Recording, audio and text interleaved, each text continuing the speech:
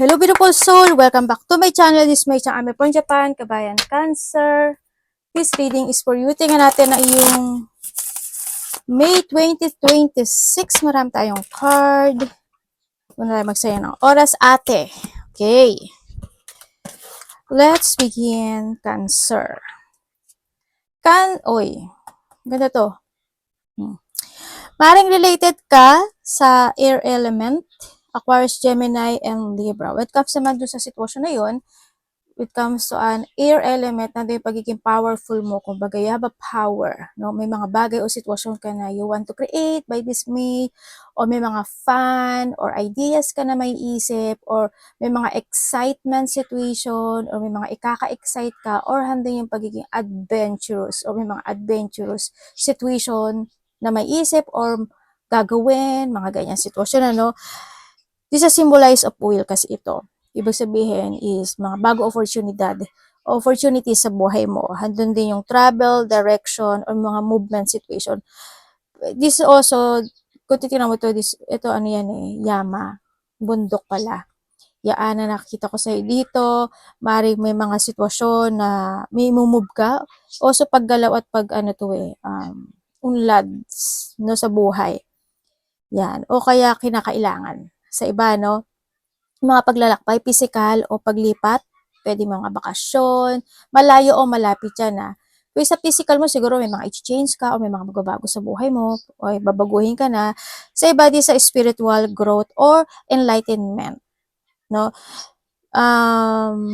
Sa iba, siguro mga personal situation, pwedeng nahadon sa point na yun, pwede mag-exercise ka na, pwede may mga pa-practicein ka, may mga alamin ka, pwedeng nandun sa point, may mga isasaayos or dapat isaayos sa iba sa inyo. Magbabago ng pananaw sa kinabukasan, I think magkakaroon yung iba sa inyo by this May, or kinakailangan, magtiwala ka lang. Lahat yun is may proseso kasi, no? Focus lang sa iyong layunin at have always a clarity. Yan. Baka may trouble nga kayo. Ito challenge yan Pero malalakpasan mo siya kasi ito na air flame. Also, this is a transformation Yan. And then, move on sa iba sa inyo. This is a move on with comes to your career. Yan, may mga career change, may mga babaguhin nga, I think, gano'n. Sa iba, mga bagong experience, mga mararanasan mo. Ako nakikita sa iba sa inyo. And then, siguro when it comes to a love, siguro magkakaroon ng mga traveling when it comes to your loved ones, kapatid, anak, magulang, karelasyon man yan, kamag-anak, ganyan. May mga new experience and grow together. Handun yung exploration din. Tulad na sabi ko kanina, di ba, when it comes to air element, na sinabi ko kanina, ano yun, adventurous din kasi yun Yan, may mga ganong sitwasyon, it comes together, it comes to your loved ones, adventurous, may mga, ina-encourage ka rin ito na maging open ka when it comes to communication with someone, or share to each other, yan, sa mga malalapit sa'yo, na handun din yung point na iyon. And then, kung naghahanap ka naman ng new love life, is may darating daw na tamang tao sa buhay mo. Yan, di ba parating siya? Yan.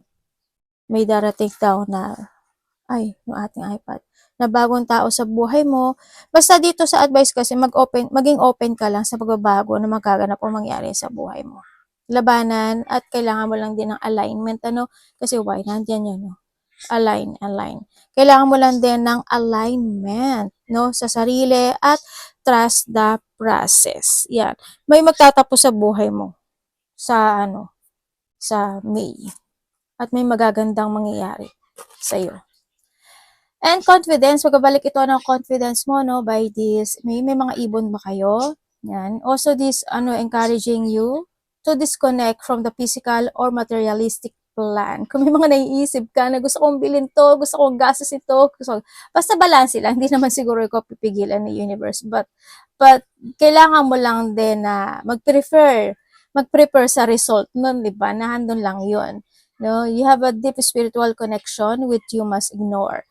May mga pagdating dito sa kasi pag-ibon kasi yan guidance. Meron kang ini-ignore na sitwasyon. Hindi ko alam what way. Maybe you're ignoring someone, may ini-ignore ka ng mga bagay-bagay o sitwasyon, pwedeng nahaduan sa point na yon. Yan, kaya maging prepare ka rin 'no, sa mga sign na ibibigay sa'yo. Puwede sa panaginip, puwedeng sa may ipapadala sa'yo sa universe na tao o kaya sa mga numbers, ganyan. O kaya sa mga ibon, ganyan, kung ano man 'yan, 'yan. May mga madi-discover ka daw sa sarili mo, sabi dito.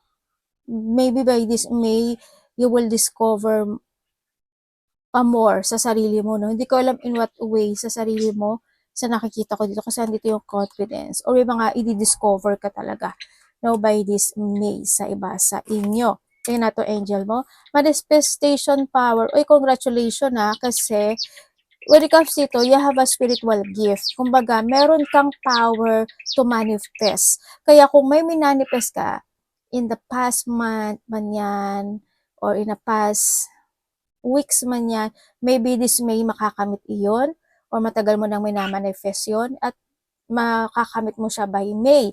Sa iba sa inyo, kung ano, is pwede siyang mali, pwedeng makakamit mo siya by the June, ha, doon sa point na yun. Your manifestation, or yung mga dinidesire mo, is makukuha mo.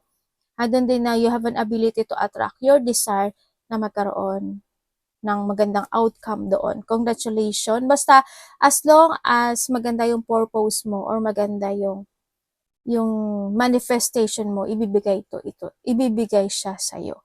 Yan. Ibig sabihin, maaring meron ka ding sinakripisyo, di ba, na sitwasyon and you will receive the good luck or the good karma. We have the guilty, don't let guilt get in the way of the happiness. Pwede sa sitwasyon kasi is pwede may mga sitwasyon na pinagsisisihan o pagsisisihan, mga gano'ng sitwasyon, or may mga sitwasyon na magi-guilty ka. Sa iba gano'n ha. When it comes dito, kasi maganda naman yung card mo, sa mga naganap o nangyari sa buhay mo na hindi naging maganda or hindi naging umayon sa gusto mo, no? This time, kasi this is a 3, tapos may kaidan siya, hagdan pala, na handito yung happiness, ano? Kumbaga, kasi sabi ko nga sa'yo is may sign, di ba? They will show you the sign or they will show you the path na tatahakin mo this time sa nakikita ko sa iyo dito. And maka-achieve at ma-achieve mo ito kasi ito yung puno, di ba, naging matatag. Maybe nandun yung point na nagkaroon ng mga mali kasi may hagdan din dito eh. Nagkaroon ka ng mga maling desisyon, mga maling pangyayari, and then this time is they will show you the right way. Ibig sabihin, kaya ako binigay sa iyo yung pagsubok na yan kasi yung the best na ibibigay ko sa iyo yung tamang hagdanan. Maaring may tinahak ka na inignore mo talaga tapos nagpatuloy ka doon, di ba? Pwedeng nandoon sa point na yon. Or may mga inignore ka talaga na situation in the past and yun na nag-guilty ka, na pagsisihan mo, nag-regret ka, pwedeng nandoon sa point. And then yun, ngayon ka lang ma-focus na ayo nga, mali nga yun. And learning from the past na lang din yan, no? Sa iba, sa inyo. Tingnan natin itong money mo. And student. Pwede iba sa inyo, estudyante kayo? Ano yun? Pwede estudyante kayo sa iba sa inyo, or pwede rin na may mga aaralin kayo, aalamin kayo, o kaya sisiyasatin kayo by this May sa iba sa inyo. May mga i-work it out kayo by this May sa nakikita ko. And then also, siguro may mga new skills ka na aasuhin or gagawin, susubukan. Sa iba dito is there's a mentor, no? Ibig sabihin, pwedeng may mentor situation, may mag-aalalay sa'yo, o ikaw yung mag-aalalay, o kaya mag-a-advise sa'yo, or maybe you have a mentor, or maybe you are the mentor. Pwede rin na doon sa point na yun, no? Andito yung may mga plano din ako na nakikita sa iyo. For sewing situation, meron ako nakikita dito. Syempre, handun din yung maaring iba sa inyo, nag-work kayo sa school or library, mahilig ba kayo magbasa, ganyan, mag-research, yan, para hindi pagiging thirst of knowledge mo, no, when it comes this May, yan. And syempre, sinasabi rin dito na kailangan mo daw matuto kung paano mo i-manage yung money mo, yung sarili mo, ganyan. Yun na nakita, financial mo. Kung kailangan mo daw ng advisor or advice with someone, gawin mo. Or maybe may taong hihingi sa'yo nito, no? Vice versa. Saka makinig ka rin, syempre. Makinig ka rin kasi sabi ko, di ba, may mga sign situation. Makinig ka rin sa payo ng ibang tao. Opinion ng ibang tao. Kasi pwedeng yun yung sign na ibinibigay sa iyo ng universe, di ba? Sa iba sa inyo. Tignan mo meron ka ditong ano, transporter. Yung iba sa inyo puwedeng you are nasa Amerika ka, Europe. Pagdating 'to hindi naman kasi 'to Japan actually 'no. Puwedeng nasa Japan din kayo 'no, yung may mga bus na ganyan. Hong Kong, 'di ba may mga bus na ganyan sa Hong Kong? O kaya is meron kayong mga ano, traveling situation nga o kaya is palagi kang sumasakay sa mga transportation situation, mga bus o kaya LRT, mga ganyan. Then siya sa iba sa inyo. Ay, dito pala 'to. And taking a step. Uy, magkakaroon ka ng ano, may action ka na gagawin. Ayan o. Kasi, bibili ka ba ng sapatos? Meron kang ano, magte-taking step ka. Pwede rin na ito pagtatapos ito ng sitwasyon. Ibig sabihin, leveling up or stepping up ka na talaga for a new experience or new situation. Pwedeng nandun sa point na yun kasi magtatapos yung isang bagay o sitwasyon sa buhay mo. And kung hindi man daw, kung you are stuck, you need to find your opportunities na nararapat para sa iyo. No? Kung may, wag ka daw magpa-stuck sa isang sitwasyon mo sa buhay mo na you think na hindi yun mag-growth para sa iyo or you think na parang hindi ka magsasucess doon, ganyan. Mag-try ka daw, no? Mag-try ka or kailangan mo umalis doon or pwede rin na yung point na ano na kailangan mo ng confidence at kailangan mo ng transformation talaga, 'di ba? Sa iba sa inyo. Kumbaga, learning yun. 'Di ba? Na ay, ibig sabihin kulang pa ako sa effort, ay ibig sabihin kailangan ko pa ng bagong strategy para ma-achieve yun, yung mga ganong sitwasyon, no? Kaya gawin nyo yun. Yan, may mga taking step and yan, ako na nakikita sa inyo. Meron kang woman, cancer, pwedeng ikaw ito or someone who's connected sa iyo. Dealing or relationship with a woman. Pwedeng may pagka-singkit siya or pwede rin siya is Chinese, nasa Hong Kong siya, China, Korea, or Japan. Pwedeng nandun sa point na yun. Or maybe, pwede rin na ikaw ito. You are more on focusing this time sa sarili mo. Handun yung confident, kumbaga na. Handun din yung ano, no, being, babae ka man o lalaki, attraction, no? Attractive ka. Warning you of a problem either now or near future. Mag-ingat ka na lang ano sa situation mo is kaya nandito pala si ano, si student. Ibig sabihin, may mga pagdadaanan ka na sitwasyon o problema na nagaganap ngayon na pwedeng maganap ulit sa mga susunod na panahon o susunod na buwan, taon, yun. Wina-warning nga ka lang naman niya. Kumbaga, you need to prepare.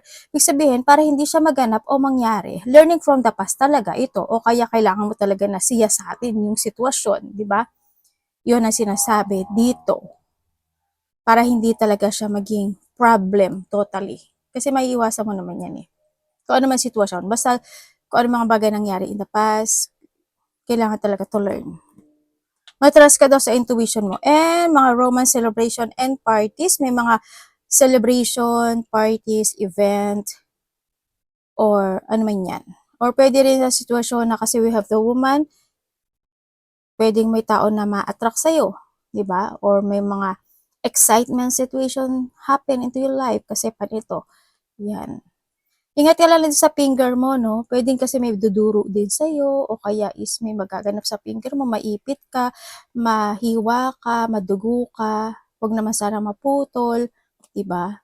O kaya naman may mga ma-attract ka or matutukso ka sa mga nakikita mo or may mga gusto kang papangarapin, mga ganyan sitwasyon. And we have the December, pwede may tao na malapit sa iyo is December ng birthday or kaya naman this is 12, no? 12 days, 12 weeks, 12 months or by December maybe or nangyari na or magaganap pala. Ito is also this is an angel din kasi. Sana wala kang sakit. Sa nakikita ko dito, pwede yung mga ubo, sipon, lagnat, masakit yung throat, or may mga sitwasyon. Kasi sabi ko, we have the travel din, baka pupunta ka sa lugar na medyo may lamig, malamig. Pwedeng Baguio, pwedeng Tagaytay. Basta medyo malamig, pwedeng ano ba yung mga malalamig sa ano, Laguna, yung medyo malamig dun ano, o kaya sa mga bansa na may mga malalamig na panahon ano, pwedeng nandun sa point na yun. Pagdating dito tsaka kay finger din kasi, andito yung sitwasyon na pwedeng sometimes you will become a cold or may tao magiging cold sa'yo, pwedeng nandun sa point or ikaw ang magiging cold. And meron kang leg, aba may finger ka na, may leg ka pa. Stepping into a new experience. Uy, tulad ng sabi ko dito, ito oh. Sabihin may magtatapos talaga sa buhay mo or may mga gagawin kang bagong simula sa buhay mo. May mga new experience ka na mararanasan o raranasan by this May. Pwede siya, kasi andito sa manifestation, either May or June yung iba, no? Sa iba, sa inyo. Pwede rin na maipapadala sa iyo sa universe para makamit mo yung manifestation na yon or makamit mo itong stepping up or new experience sa buhay mo. Pwedeng nahado sa point na yan. Sa iba sa inyo, ganon. And then, mag-ingat na lang din kayo when it comes sa legs. Baka may mga pananakatang legs, ng binte, ng paa, maipit, madapa, wag naman sanang mabali. Yan. Ikaw sa man is connected sa iyo or nahandun din yung point na kung ano ba mangyari, magka-goat? Ano ba mga sakit sa ano? Mas makit yung mga tuhod, kalamnan, mga ganyan. Basta mag-ingat kayo ha. And merong tao na matigas ang ulo at hindi ayaw niyang makinig o pasaway or sa iba is unwilling to change to, pwedeng ikaw o someone who's connected sa'yo. Siguro may mga time din na minsan pasaway ka, no? Pwedeng nahado sa point, may mga minsan din siguro na nag-i-ignore ka, pwedeng nahado sa point na yun. Ako nakikita sa inyo. Or someone who's connected sa'yo. And may mga ano ka daw, parang may mga magsisik information ka o maglalaganap ka. Maglalaganap? Ano, maglalakim? Maglalakim?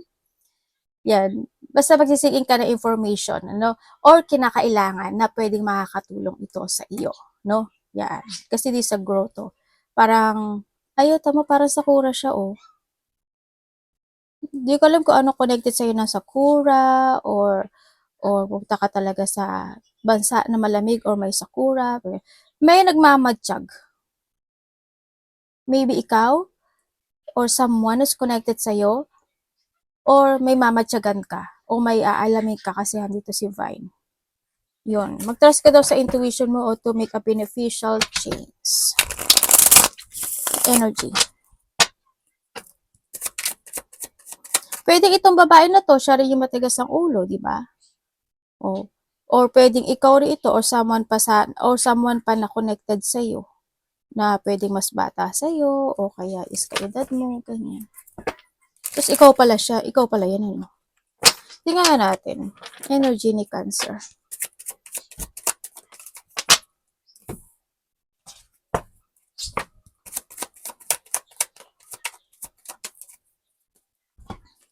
Okay, when it comes sa iyong energy, pagdating sa iyong energy,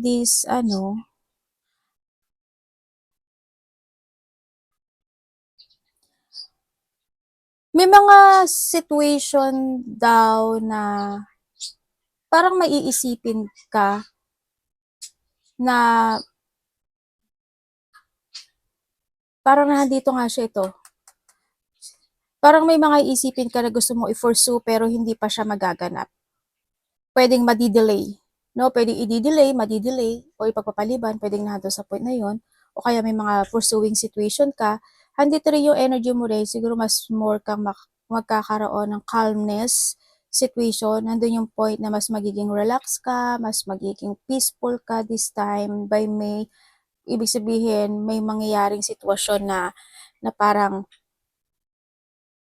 mag-focus ka na lang muna sa sarili mo or pwedeng you thinking about traveling talaga, 'di ba? Sa iba sa inyo, may resting time, may holiday, may mga sitwasyon na magre-relax ka, ganyan. May mga pagkalito situation, hindi ko alam in what way eh. Pero may mga time daw na malilito ka or pwede rin na doon sa point na may mga sitwasyon na matatrap ka, may stuck ka, ganyan. Parang delay nga siya, ganyan. Sa iba sa inyo, pwede rin na may mga time na when it comes sa May na mapo-focus ka sa painful ng sitwasyon na pwedeng maganap, pwedeng may mga ika-frustrate ka, 'di ba? Pwedeng may bumalabog sa iyong kapayapaan. Pwedeng na dun sa point na 'yon. Sana wag naman ano. Pero it's more on thinking kasi to eh. Para may mga sisiya sa atin ka ata. May mga on and off action. Urong sulong. Parating kay Cancer.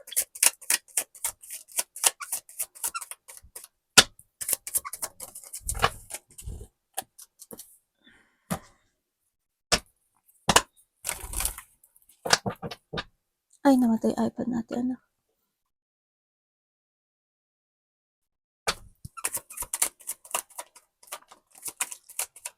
Uy, sandali. Sandali. Doon, anak. Doon.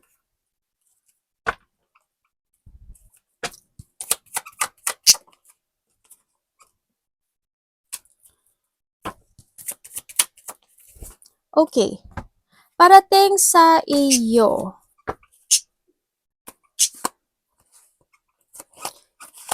May mga celebration. Ako nakikita sa iyo. Parating sa iyo, may mga celebration na magaganap. Malaki man o maliit dyan.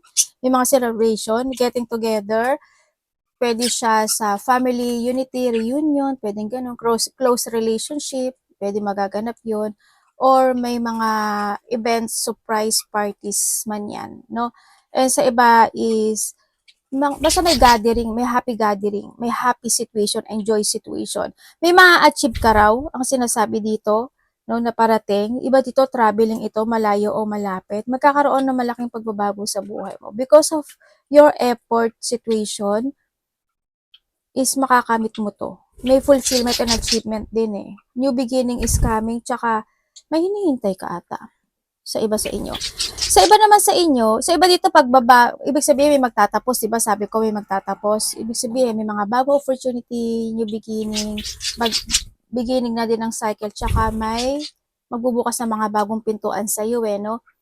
And then also is pagtahak ng direksyon na bago. Sa iba sa inyo dito, hindi ko alam why kasi madi-disorganize ka raw. Siguro may mga pagkakagastusan ka.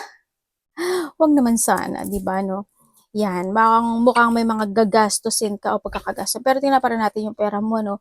Yun ang nakikita ko sa iyo dito kasi is may mga unhealthy lifestyle situation or magkakaroon ng mga pagpapaliban nga or delay or madidelay o ipagpapaliban na sitwasyon na pwedeng maganap o mangyayari. Pero may lalaki dito. May talaking kakausap sa iyo. Hindi ko alam kung sino. Yan. Meron ding pwedeng yung lalaki na yon kasi may bata rin dito. Pwedeng yung lalaki na yon or yung mas bata sa iyo or kasing edad mo man siya, na pwedeng lalaki man siya o babae. Parang ano siya, ano ba to? Hindi naman gigilitin actually. Parang gigisain. Ganon. Kasi may mga disagreement ako nakikita. Meron akong nakikita na conflict or hindi kayo magkakaintindihan or hindi kanya maiintindihan or hindi mo siya maiintindihan, pwedeng ganun. Parang hindi siya aayon sa situation o sa pangyayari, pwedeng nahado sa ikaw to or siya, merong mataas ang ego or nahado yung point of pakikipagtalo, no, or pakikipag back ng usapan, mga ganun. Debate, tama, mga ganun. Ano na lang, gawin mo na lang dito is habaan mo yung pasensya mo, tapos mas maging smart ka, no? Yun ang nakikita ko sa'yo dito. Huwag ka lang din maging patolera or be truthful lang din. In a good and a nice way. Para hindi siya maganap. Dapat iwasan.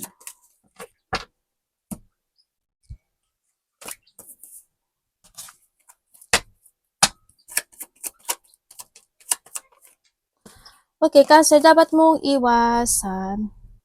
So, iwasan mo na hindi ka makapag-umpisa sa sarili mo.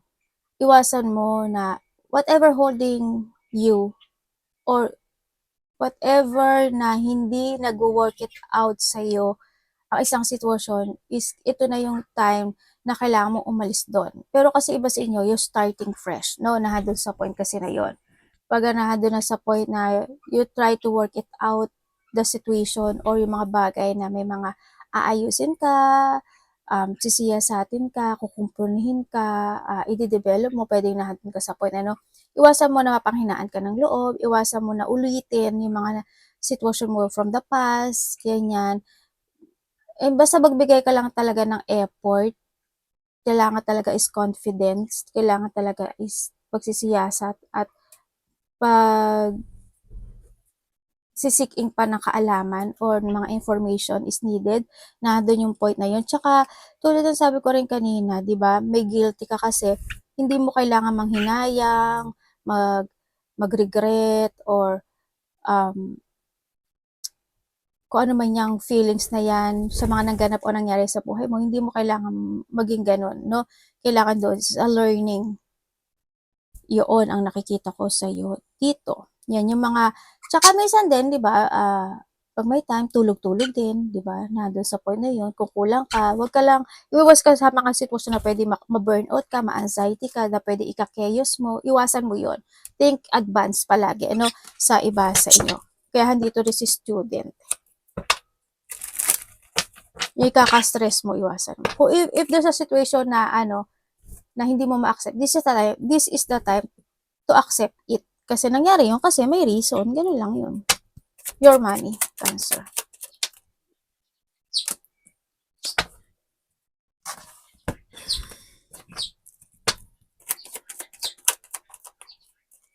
Okay. When it comes sa iyong money,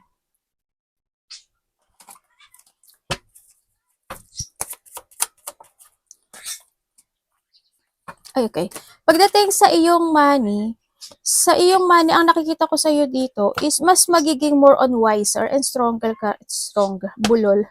Stronger ka daw this time pagdating sa iyong kaperahan. Kung dati hindi ka naging masyadong organized or hindi naging maganda yung sitwasyon mo pagdating sa money mo, maring this May mas magiging maganda yung flow niya kasi mas more magiging ano ka na magtatapos kasi yung hardship no, na doon sa point na iyon, or na doon yung mas magiging matalino ka na talaga pagdating sa pera mo kasi you learn from the past, or you need ano. And also pagdating din sa pera mo, mas magiging very creative ka daw. Trabaho and pera to, mas magiging very creative daw yung isipan mo this time sa pagpapatakbo na iyong kaperahan. Parang wag lang sanang maraming gastos, ano, kasi iba dito parang ang dami mong gagastusin, ang dami mong ilalabas, ganyan. Pwede may mga pag-alis din kasi na pwede magiging cost ng iyong money para lumabas, yun ang nakikita ko sa'yo. Basta, as long as you are aware when it comes sa money mo, mas magiging maganda naman siya sa nakikita ko sa'yo dito. Yun. Pwede rin na doon yung point na is pwedeng may tao na magbibigay sa'yo ng suporta when it comes to a money, o kaya naman ikaw yung magbibigay nito sa kanya. Yun.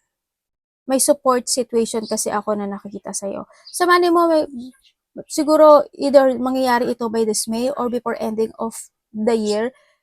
There's a material wealth prosperity. Material success is coming kasi prosperity and wealth. Yun na nakikita ko sa iba sa inyo na may parating. Kasi may bagong simula.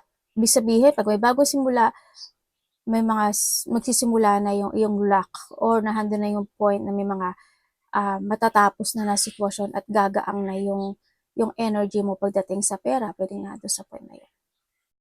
Basta awareness is needed. Arigato namaste, God bless.